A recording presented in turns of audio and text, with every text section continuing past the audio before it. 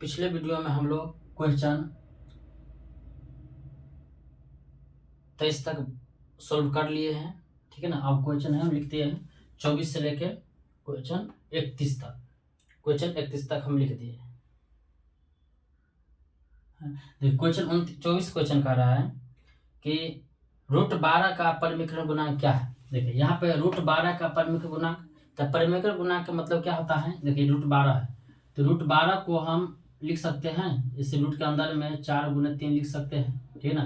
तो 4 को जो अलग करेंगे तो 4 तो बाहर निकल जाएगा, क्यों 2 रूट कितना हो जाएगा 3 हो जाएगा, कि 4 2 का वर्गमूल होता है तो क्या होगा 2 × कितना हो गया √3 हो गया। तो कह रहा है √12 का परिमिश्रण गुणांक क्या है, तो गुणांक इसमें से कौन आ रहा है 2 गुणांक कितना आ रहा है नहीं √3 आ रहा है। तो यही हमारा क्या परिमिश्रण गुणांक हो गया। तो ये हमारा राइट आंसर कौन होगा, जैसे ए बी और सी डी में क्या कौन मिल रहा है हमारा जो परिमिश्रण गुणांक हुआ √3 है ना। √3 किस में रहेगा ऑप्शन नंबर ए नंबर। बाकी क्या है बी सी आपके बी और सी और डी भी गलत, क्या राइट आंसर हमारा ए नंबर। राइट आंसर हमारा ए आ जाएगा, जिसका नाम है परिमिश्रण गुणांक आ रहा है ना। यानी 24 नंबर के अंक जो है राइट नंबर आंसर राइट सही है, ठीक है। अब नेक्स्ट क्वेश्चन है यदि p एक धनात्मक पूर्णांक है तो धनात्मक समपूर्णांक के रूप में क्या होगा। तो समपूर्णांक माने क्या है, तो सम माने जिसमें 2 से पूरा भाग लग जाता है। तो समपूर्णांक को देखिए यदि p एक धनात्मक पूर्णांक है तो धनात्मक समपूर्णांक का रूप क्या होगा। तो ऑप्शन देखिए, ऑप्शन ए है 2p है, p+1 है, c है p है और d है 2p+1 है। तो देखिए जो हमारा ए नंबर ऑप्शन जो है 2p जो है तो ये धनात्मक पूर्णांक ये लग रहा है।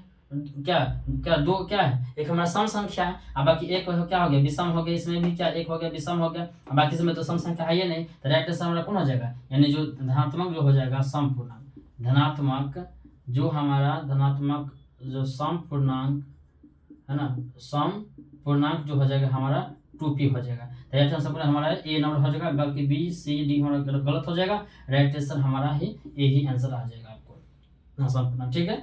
नेक्स्ट क्वेश्चन जो है निम्नलिखित में से किसका दशमलव प्रसार शांत है। तो शांत के लिए क्या होता है, शांत के लिए होता है जो हर में होता है 2 के पावर m × 5 के पावर m के रूप का होना चाहिए।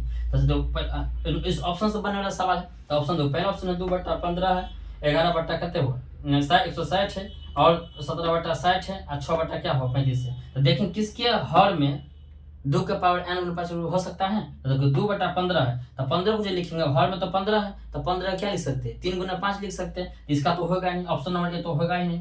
बी देखो 11/160 है तो 11/160 है तो 160 में क्या मान लीजिए अगर 16 × 10 लिखेंगे तो 16 में तो आपको 16 में आपको तो आ जाएगा 16 2 के पावर 4 आ जाएगा और 10 में 2 तो लग रहा है ये देखते हैं ऑप्शन से 60 है तो 12×5 60 हुआ तो इसमें 3 आ जाएगा। इसमें ये देखो 11/160 है तो इसको 160 क्या लिख सकते हैं। अगर मान लीजिए इसको अगर हम अगर 16 गुने लिख लेंगे 16 × 10 लिख लेंगे तो 16 क्या 2 के पावर क्या हो जाएगा 4। आई में 10 लेगा 10 के माने क्या होगा 10 के यानी कि हो गया 2 × 5 हो गया है ना। तो अगर 2 के पावर क्या लिख लेंगे 2 के पावर 6 और 5 हो जाएगा है ना। इसको जो और करेंगे तो ये यानी कि आपको 11 जो हो जाएगा आपको यानी कि 2 के पावर जो आपको हो जाएगा ना 2 के पावर आपको हो जाएगा 4 है यानी कि 5 हो जाएगा और कितना आ जाएगा आपको 5 के पावर 1 आ जाएगा। तो 32×5 कितना होगा 32×5 5 × 10 5 × 16 आ जाएगा। यह राइट आंसर को हमारे यही बी ए हमारा राइट आंसर आ जाएगा।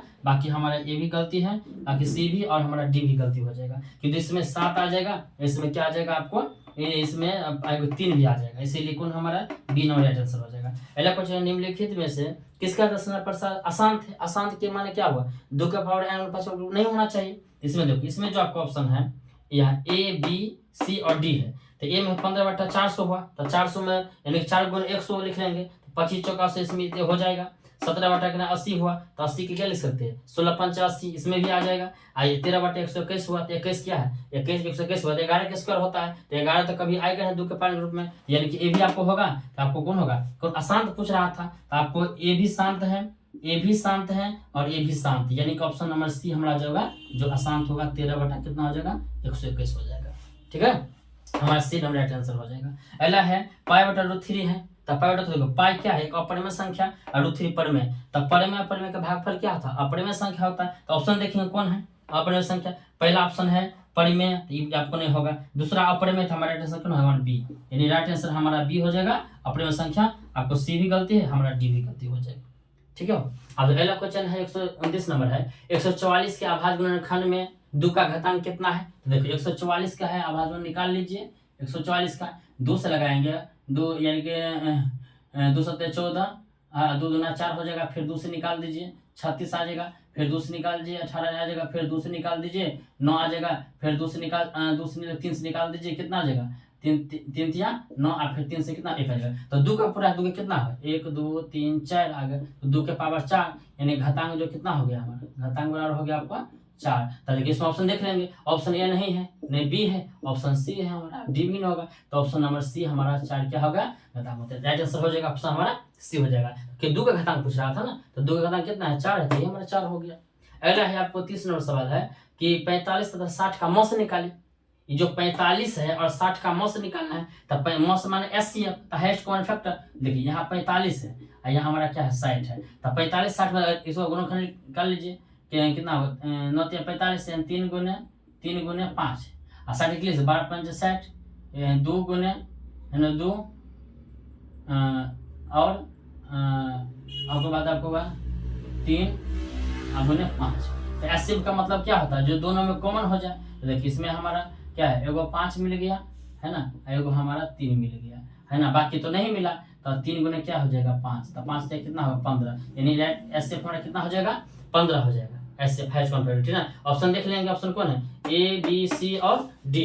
तो 30 नंबर का जो आपका आ रहा है 30 का डी, ये ना आपको राइट आंसर क्या हमारा हो गया, डी हो गया, आपको 15 आंसर ही हमारा हो जाएगा। और ए भी गलती है, बी भी गलती है, और हमारा सी भी गलती हो गया।